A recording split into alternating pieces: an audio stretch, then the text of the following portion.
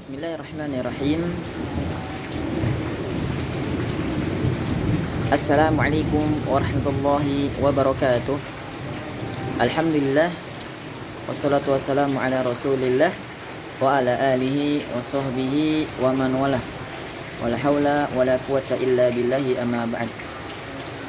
Alhamdulillah, pada kesempatan kali ini insyaallah izinkan saya untuk bisa sedikit menceritakan beberapa kisah yang memang Allah Subhanahu wa taala menjadikan kisah-kisah ini sebagai ibrah buat kita semua.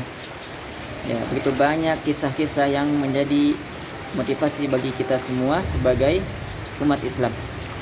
Baik, insyaallah pada kesempatan ini saya akan mengisahkan betapa perjuangan sahabat ketika ingin mencari hidayah, yakni hidayah Islam, menemukan cahaya yang tadinya di dalam gelap gulita, mencari penerang bagi hidupnya yang tadinya dia di dalam kegelapan. Salah satu kisah yang disampaikan ataupun diceritakan oleh para ulama di antaranya adalah kisah sahabat Salman Al-Farisi radhiyallahu anhu. Beliau merupakan salah seorang sahabat yang terkenal, ya. Kemudian beliau adalah seorang sahabat yang berasal dari Persia.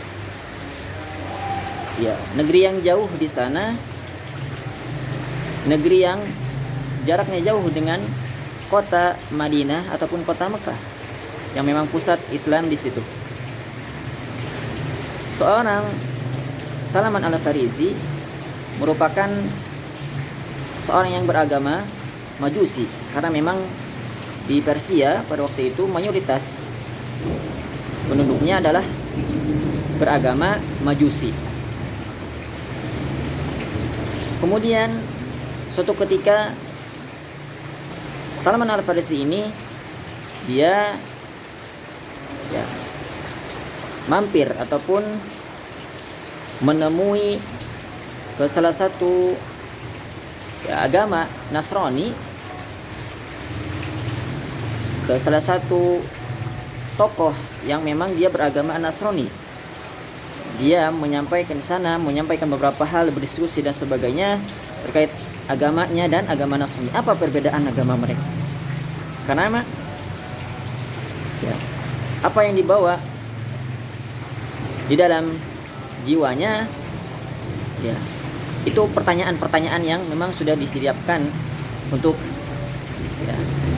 berdiskusi dengan seorang Nasrani tersebut. Kemudian dia pun penasaran terhadap agama Nasrani. Bagaimana agama Nasrani ini? Ternyata dia pun masuk ke dalam agama Nasrani tersebut, padahal orang tuanya sudah mencegahnya dan melarangnya agar tidak keluar dari agama Majusi. Artinya harus dia senantiasa di dalam agamanya, yaitu agama Majusi.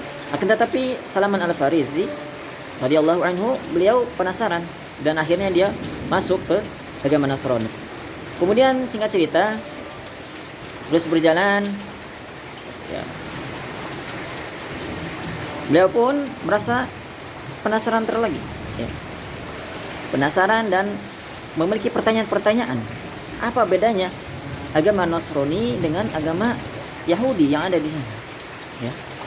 Agama Nasrani dan agama Yahudi. Sampai dia berjalan dari negerinya ke negeri-negeri sekelilingnya untuk mencari perbedaan agama. Apakah benar agama ini? Apakah benar agama yang saya anut ini? Maka Salman Al-Farisi pun dia mencari lagi kebenaran hal itu. Kemudian mencari sampai beliau menemukan salah satu kabilah ataupun rombongan yang hendak pergi ke daerah Madinah.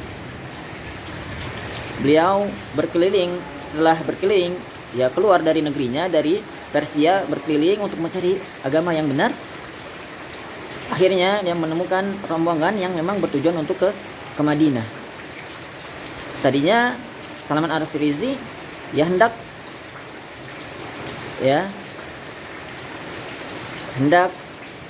mencari agama. Ternyata qadarullah dia malah dijadikan seorang budak. Kemudian dia akhirnya dipertemukan ataupun dibeli oleh seorang Yahudi. Ya, maka dia jadikan budak, ya, majikannya adalah seorang Yahudi. Maka dia pun bertanya, bagaimana agama Yahudi?